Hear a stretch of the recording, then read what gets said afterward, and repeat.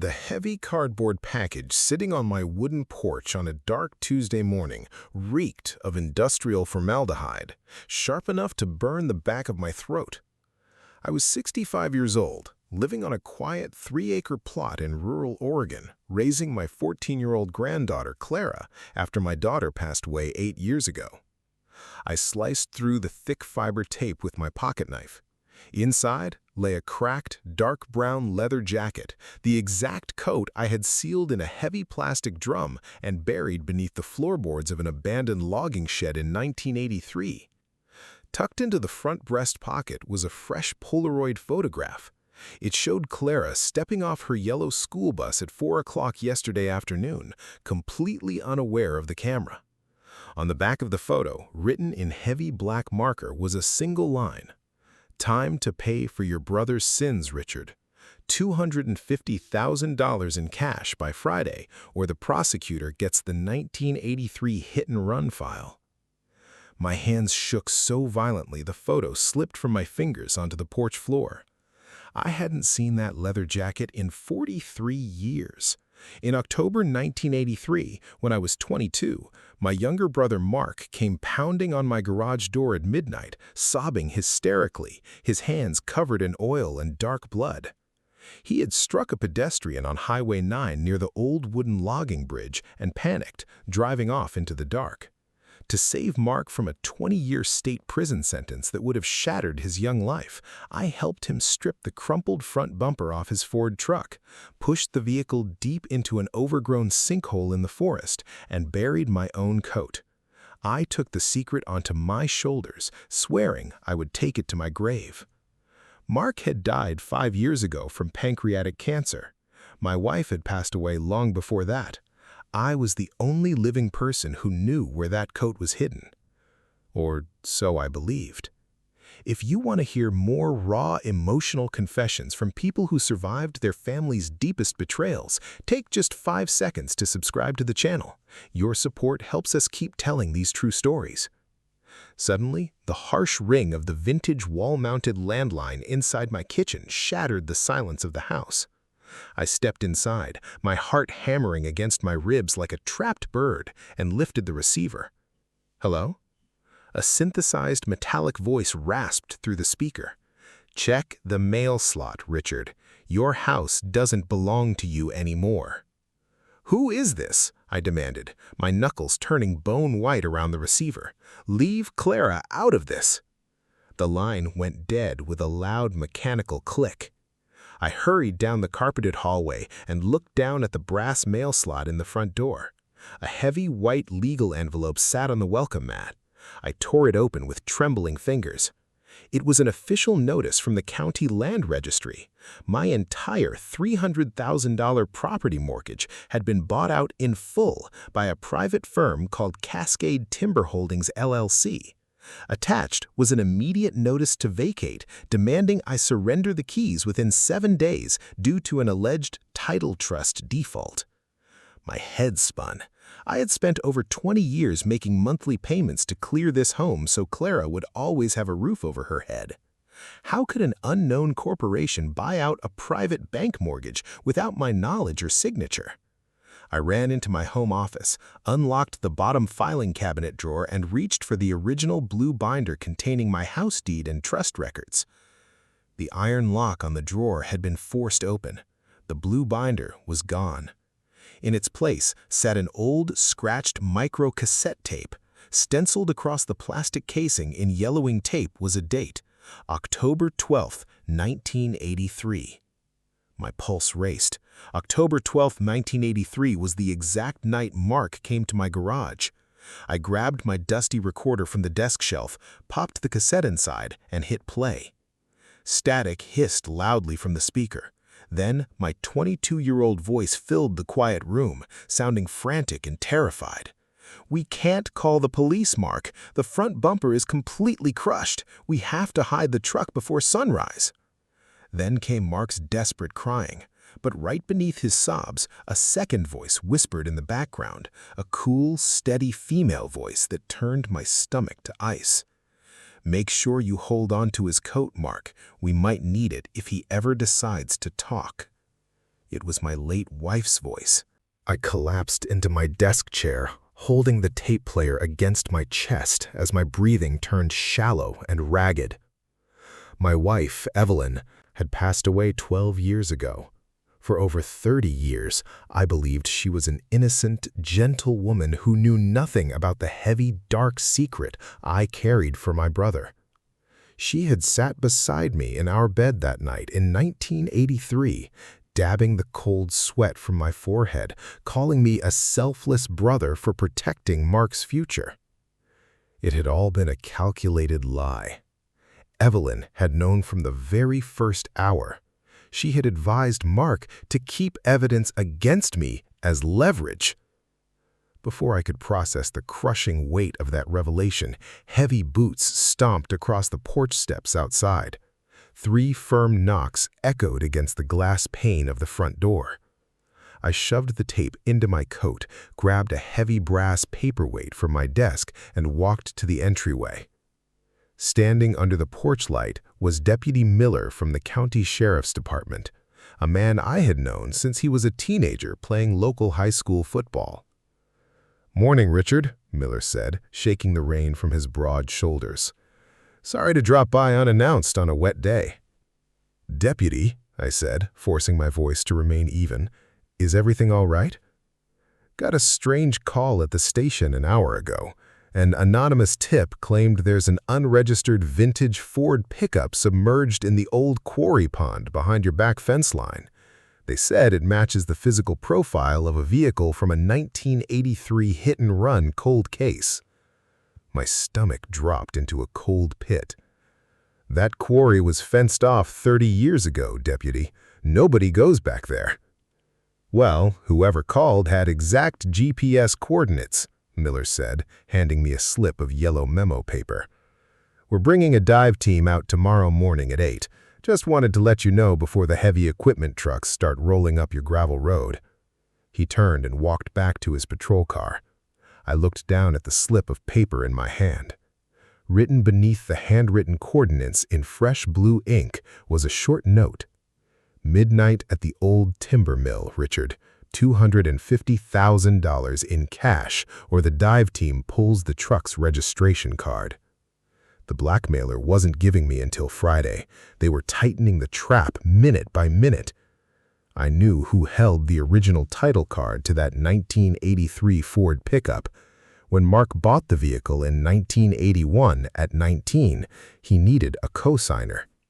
My late wife's younger brother, Stephen, had signed the bank papers with him. Stephen was still alive, living 5 miles down the road in an old farmhouse, operating his father's former auto repair shop. I grabbed my truck keys, pulled my heavy coat tight against the cold rain, and drove straight toward Mark's old woodworking shop at the edge of my property. I hadn't opened the building since his funeral 5 years ago.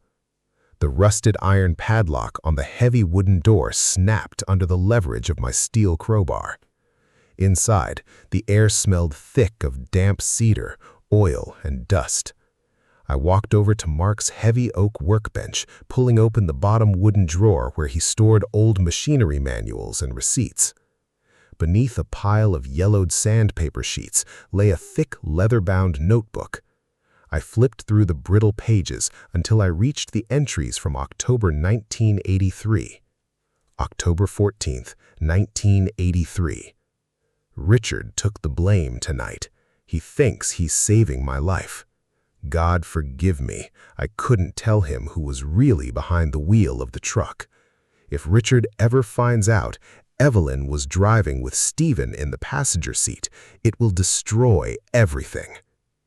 The journal slipped from my fingers, landing silently in the sawdust at my feet. The room seemed to tilt on its axis. Mark hadn't struck that pedestrian on Highway 9. My wife Evelyn had been behind the wheel. Stephen had been sitting right beside her. They had panicked, ran to Mark, and Mark brought the nightmare to me, knowing I would destroy my own life to protect my younger brother. They had used my love for Mark as a leash for 43 years. I stood frozen in the cold shop, tears of bitter betrayal burning my eyes. 43 years of carrying a mountain of guilt. 43 years of believing I was a man who had compromised his soul to save his brother's life. It had all been an orchestrated deception staged by my wife and her brother. A sudden floorboard creak sounded near the workshop entryway. I spun around, grabbing a heavy iron wrench from the bench. Standing in the open doorway, holding an umbrella against the rain, was my 35-year-old daughter-in-law, Amanda, Mark's widow's daughter, who had taken over my legal power of attorney after my minor heart procedure last winter. She was holding a thick manila folder and a set of brass keys. She didn't look surprised to see me holding Mark's journal. Her face was completely cold, devoid of the gentle warmth she had displayed at Sunday dinners. "Amanda?" I rasped, lowering the wrench slightly. "What are you doing here?" "I wondered when you'd finally pry open Mark's bench drawer, Richard," Amanda said smoothly, stepping into the shop and letting the door swing shut behind her. "You sent the leather jacket." The pieces locked together in my mind. "You bought out my mortgage through Cascade Timber Holdings." "I found the buried drum under the old logging shed 2 months ago when I surveyed the back acres for timber value," Amanda said, pulling a legal document from her folder. "And I found Mark's hidden ledger in his house after he died."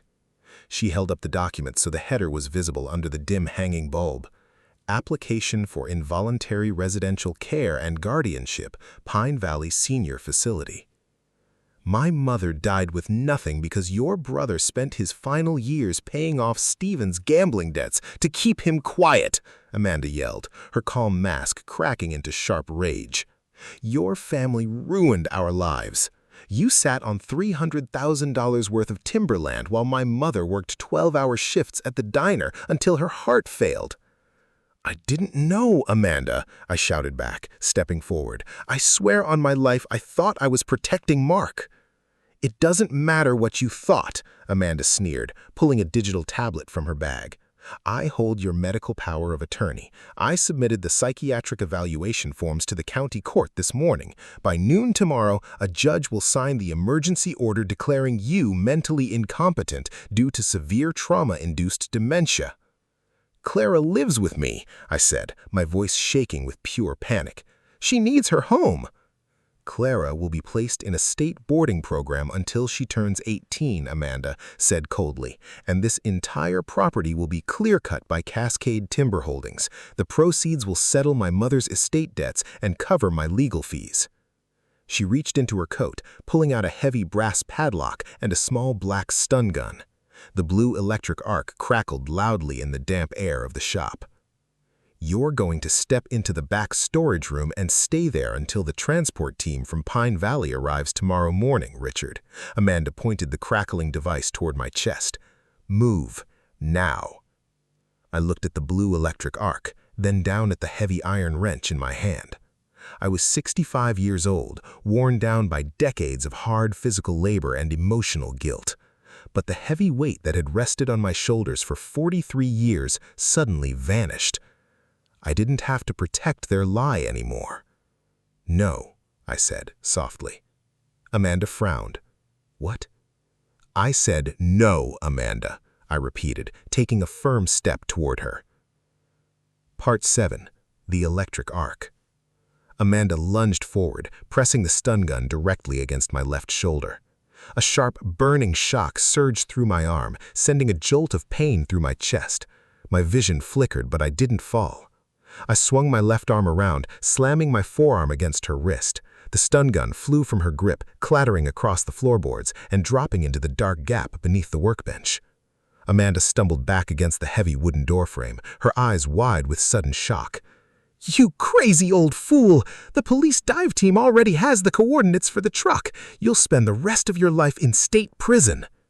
"Then I'll spend it in prison," I said, my voice steady and cold. "I am done carrying your family's secrets." Amanda turned, pushed open the shop door, and ran out into the pouring rain. Her car tires screeched loudly as she sped down my gravel driveway into the gloom. I stood in the doorway, letting the freezing rain hit my face. For 43 years, I had lived like a prisoner in my own home, driven by fear and false loyalty. I walked back to my house, wiped the mud off my boots, and sat down at the kitchen table. I picked up the landline receiver and dialed the direct number for the county sheriff's office. "Sheriff's office, Deputy Miller," the line connected. "Miller," I said, looking out the window at the rain falling over my timberland. "This is Richard Vance. Canceled the dive team for tomorrow morning." There was a pause. "Richard? What are you talking about?" "I'm sitting at my kitchen table with the 1983 hit-and-run file, my late wife's audio tape, and Mark's journal. Bring a court reporter to my house, Deputy Miller.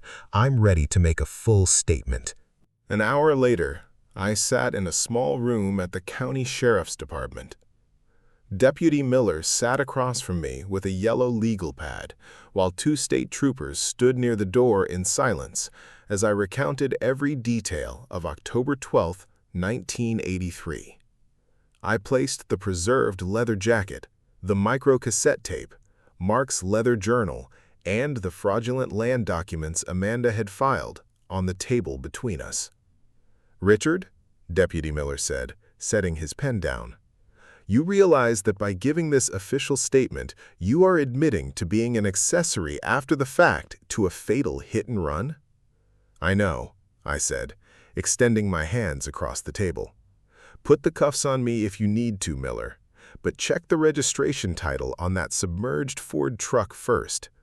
Check Stephen's signature on the original 1981 loan papers, and arrest Amanda for real estate fraud and elder exploitation." The state police moved rapidly over the next 48 hours. Investigators executed a search warrant at Stephen's auto shop, locating original handwritten work orders from October 1983 detailing the replacement of a shattered glass headlight and passenger side paneling on the Ford truck. Stephen was taken into custody at his farm, charged with obstruction of justice, perjury, and felony hit-and-run. Amanda was arrested at her home in town. Her fraudulent application for my involuntary guardianship was formally dismissed by the county circuit court. Her power of attorney was revoked, and Cascade Timber Holdings, LLC, was dissolved under state anti-fraud laws. The full deed to my property was restored to my name. Because 43 years had elapsed, and I was an unwitting accessory who had been systematically deceived by the actual driver, the district attorney filed a deferred prosecution agreement. I was sentenced to 300 hours of community service and 2 years of administrative probation. I walked out of the county courthouse without a criminal record. 6 months later, the Oregon sun broke through the gray clouds, warming the green pasture behind my house. The vintage Ford truck had been recovered from the quarry pond and dismantled. The 1983 cold case was officially closed, allowing the victim's surviving family members to finally learn the true sequence of events after 4 decades. Clara ran down the porch steps, holding a sketchbook I had bought her for her 15th birthday, and sat beside me on the wooden bench beneath the oak tree. "Grandpa," Clara said, leaning her head gently against my shoulder, "are you sure you're okay staying out here on the farm?" I put my arm around her, looking out over the quiet 3 acres that now belonged entirely to us, free of liens, mortgages, and secrets. "There's nowhere else I'd rather be, Clara," I said, smiling softly. Stephen received a suspended sentence with home confinement due to his advanced age and failing health. Amanda was ordered to pay full court restitution and received 4 years of formal probation for corporate fraud. I haven't spoken to either of them since the court proceedings concluded. The web of deceit that had bound my family together for 43 years was completely severed. I am 65 years old. I no longer carry the weight of my brother's alleged crime, nor the ghost of my wife's deception. I lost 43 years of peace, believing I was a guilty man protecting a brother who didn't exist. But as I watch my granddaughter sketch the blooming wild roses along the fence line, I know the truth didn't destroy my home. It saved it. And for the very first time in my life, I am living in the light.